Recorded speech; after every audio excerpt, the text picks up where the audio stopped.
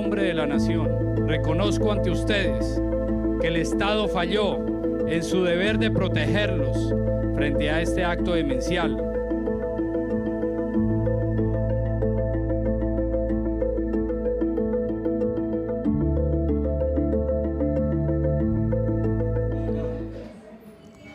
Fue en el año 2002, ha sido uno de los hechos de mayor violencia en el país, tristemente uno de los hechos que no quisiéramos recordar. Estamos hablando de la masacre de Bojayá. Las cifras hablan de más de 100 personas fallecidas en medio de esta masacre, pero se habla también de 10.000 personas que resultaron desplazadas en medio de toda esta situación, enfrentamientos entre las antiguas FARC y las AUC, estamos hablando de las Autodefensas Unidas de Colombia. Y allí, en la iglesia precisamente de Bojayá, estaba Antun Ramos, sacerdote, está con nosotros hoy.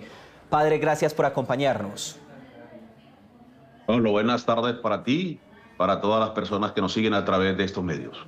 Padre, tantas preguntas que nacen hoy, pero la primera es la siguiente. Hace 24 años, recuérdele a nuestra audiencia qué estaba haciendo usted en ese momento cuando ocurre esta situación. Bueno, yo estaba dentro de la iglesia liderando un poco la organización de tanta gente que llega de un momento a otro a mi espacio. Pues es un espacio, una iglesia que habitualmente caben 100 personas, te llegan 600, 700 personas. Pues tienes que tener toda una logística preparada en su momento para atender a niños, a ancianos, el tema de la comida, el tema de la medicina, de mucho, para calmar un poco los nervios. Entonces me mantenía con los otros compañeros liderando un poco todo este proceso dentro de la iglesia, mirando a ver qué se hacía con tanta gente en ese espacio tan pequeño. Y en ese momento la guerrilla, las antiguas FARC deciden lanzar este cilindro bomba, ¿no? Sí, las autodefensas le lanzan, que estaban detrás de la iglesia, nos cogen como rehenes a nosotros, ahí en Bojayá, le lanzan un mortero a la FARC y la FARC le responde con una pipeta, con conocimiento que la gente estaba, por supuesto, dentro de la iglesia, y la pipeta cae donde, por cuestión de practicidad, como estábamos tanto, en la parte más alta del templo, en el altar, habíamos ubicado a los niños porque habíamos tanto y no teníamos mucho oxígeno disponible. Entonces, por la corta estatura de muchos, ubicamos ahí a los niños, a las mujeres en embarazo y a algunos ancianos, en ese lugar privilegiado, y fue allí donde cae la pipeta. Ahí estamos viendo las imágenes de cómo queda esta iglesia, literalmente como si hubiese pasado un desastre natural, absolutamente destruida la iglesia. Padre, ¿qué empieza a hacer usted en ese momento? ¿Cuál es la situación que a partir de ese momento, año 2002, empieza usted a padecer? Bueno, una vez cae la pipeta entra un caos, yo quedo herido en un pie y en la cabeza pasan venas, vasos sanguíneos y quedo inconsciente fracciones de 10, 20 segundos. Y allí comienzo yo a liderar un poco el proceso de sacar heridos para la Casa de las Hermanas Agustinas, porque las hermanas, la mayoría son enfermeras o tienen conocimiento médico, yo no tengo ninguno. Y allí comenzamos nosotros de nuestra ignorancia médica, es decir, quienes creíamos que se podían salvar, y a eso le dimos prioridad para llevarlo a la Casa de las Hermanas porque los combates seguían. Así lo hicimos hasta que llegó un momento en que la FARC sigue disparando en dirección a la iglesia y ya no pudimos volver a entrar porque nuestra humanidad corría peligro. Y por eso nos quedamos en la Casa de las Hermanas. Y ahora viene el ingrediente que las autodefensas se colocan ahora detrás de la Casa de las Hermanas a disparar a la FARC, y la FARC sigue lanzando pipeta ahora en dirección a la Casa de las Hermanas.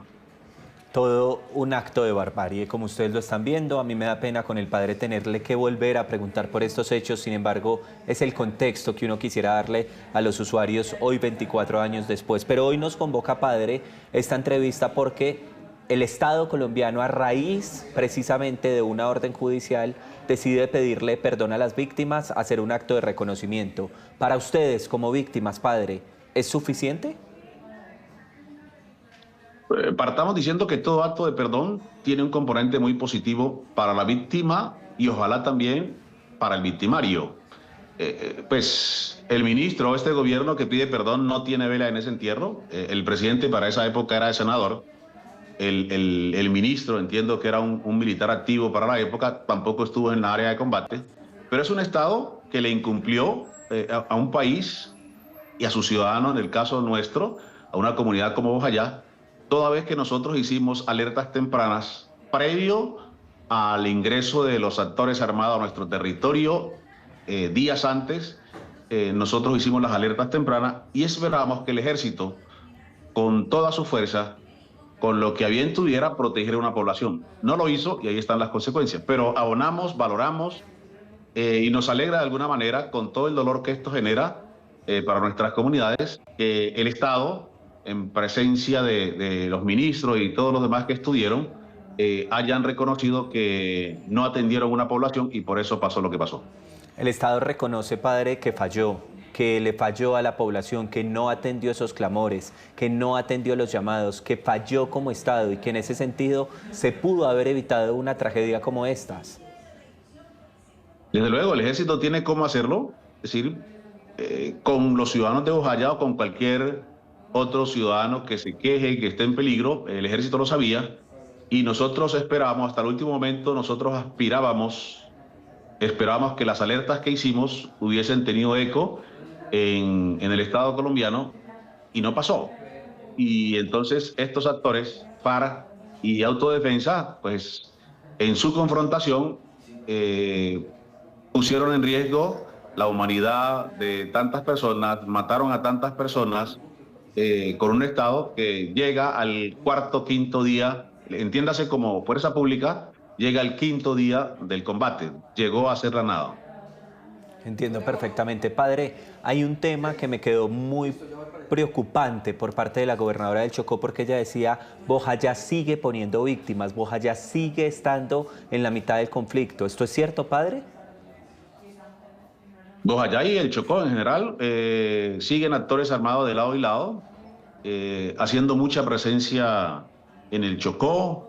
Ahora la estrategia también ha cambiado, ahora hay confinamiento, hay situaciones complejas para muchas comunidades del Atrato, del San Juan y del Baudó. Hay un semi-recrudecimiento de la guerra o de las acciones bélicas en el Chocó, que aspiramos que nosotros desde acá entendemos, desde nuestra lógica, entendemos que el diálogo debe ser la solución. Es decir, las complejidades que tiene el Chocó por su hidrografía, su topografía, su ubicación, su geografía incluso, es complejo la situación. Por eso nosotros invitamos como iglesia a un diálogo de frente, sincero, que se den muestras de que se quiere la paz antes de cualquier otra acción bélica que pone en riesgo la humanidad nuevamente de nuestros pobladores. El diálogo debe ser la prioridad, dicen ustedes que están desde la región, desde el departamento del Chocó. Tengo una pregunta que tiene que ver con la justicia, padre. Se supone que cuando ocurren este tipo de hechos, aquí estamos hablando de más de 100 personas que fueron víctimas mortales, es decir, asesinados, pues la justicia repara un poco toda esta situación. ¿Ustedes sienten que han tenido justicia, que la justicia les ha respondido para los máximos responsables de lo que fue esta masacre? No, si pudiéramos darle una categorización, no. Pero nosotros, eso ya no nos corresponde a nosotros como ciudadanos, eso lo tienen que hacer los entes del Estado. Hubo unos diálogos en La Habana, hay una justicia no punitiva, sino restaurativa, que aún también la estamos esperando. Es decir, los actores armados, los responsables, tiene que dolerles a ellos. Ellos hicieron algún acto de perdón, pero el acto de perdón debe ir acompañado, por supuesto, de compromiso y de acciones. Ojalá se pudiera hacer, ¿cierto? De ir a los territorios, hacer acciones tal vez conjuntas. No sé de qué manera, pues, ese tema no nos corresponde, pero seguimos esperando también que los actores de lado y lado, porque al final el hecho de omitir alguna acción en favor del otro también te hace responsable, reconociendo, por supuesto, que el primer responsable es la FARC, porque fueron quienes lanzaron la pipeta, pero el Estado también, el hecho de no haber actuado, de permitir ciertas cosas, de un paso de un grupo por su territorio, pues te hace también cómplice y responsable de toda esta acción. Y quisiéramos que el Estado, con sus acciones beneficiosas, lidere también algún tipo de reparación quizás más concreta para las comunidades. Y lo más importante, padre, insistir mucho en esto, garantías de no repetición, porque como decía la gobernadora, el Chocó sigue poniendo a las víctimas y esto tiene que ser también una muestra, lo ocurrido en Bojayá, para que este tipo de hechos no se repitan, padre. Ojalá. Y desde el día 1, después de los Bojayá, con la presencia de tantos actores que siguen inmersos aquí en nuestro territorio, nuestro miedo siempre ha sido que Bojayá se multiplique en muchos lugares del Chocó o en lugares de Colombia, y eso no lo quisiéramos. Por eso nosotros seguimos insistiendo, el diálogo debe ser la alternativa primera de interacción con los actores. Tal vez es una cosa no popular y se insiste en lo bélico, pero venga, las consecuencias de la guerra son reales para nosotros acá. Es muy compleja la situación de guerra, no poder dormir, no poder ir al campo, tú no puedes movilizarte con libertad, tú tienes miedo, te estás confinado. Es decir, la guerra real en estas comunidades rurales es muy compleja la vivencia de la guerra. Tú no puedes hacer en libertad lo que puede hacer cualquier otro colombiano. Es decir, cuando arrecian contra los actores armados, que puede ser una opción, no la única, pues las consecuencias las recibimos directamente los campesinos que vivimos en esta zona. Por eso nosotros que conocemos la crudeza de la guerra, nosotros aspiramos a que este nuevo gobierno, con todo su discurso bélico, también tenga como opción dialogar, por supuesto, con la contraparte. Se dialoga es con el enemigo para construir paz, hermandad y fraternidad, porque las consecuencias las sufrimos no los que viven o no los que prácticamente combaten de alguna manera, pero quienes recibimos las atrocidades de la guerra somos los campesinos en el día a día, los que vivimos en este territorio. Pues padre, muchas gracias por esas palabras, muchas gracias por estar con nosotros. Ustedes son quienes viven de primera fuente, es decir, como protagonistas la situación de violencia. Me voy a quedar viendo el informe de mi compañero Esteban Bejarano con el acto de perdón, porque al final me quedo con esas palabras que usted decía. Fue histórico, fue el Estado, fue el ministro que, aunque no era de esa época, hoy le pide perdón a las víctimas. Un abrazo, padre. Bendiciones. Hasta luego. A continuación, el informe.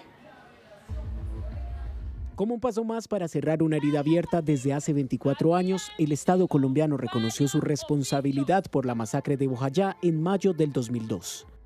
Nos convoca el dolor de un pueblo que jamás debió vivir lo que vivió.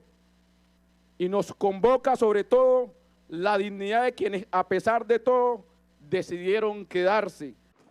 Este hecho, que dejó una huella imborrable de la guerra en este municipio del Chocó, se dio por una disputa entre las antiguas FARC y las AUC, la cual provocó el desplazamiento forzado de alrededor de 5.000 personas y acabó con la vida de más de 70.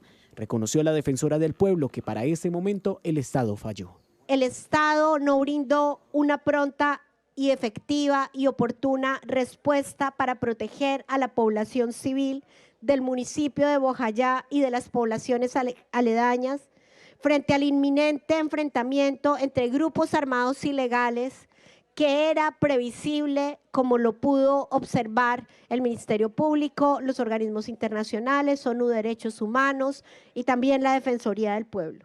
El acto de reconocimiento de responsabilidad y excusas públicas en cabeza del ministro de Defensa Pedro Sánchez se realizó en el antiguo centro poblado Bellavista, donde explotó el cilindro bomba lanzado por la entonces guerrilla de las FARC. Como homenaje se hizo un minuto de silencio.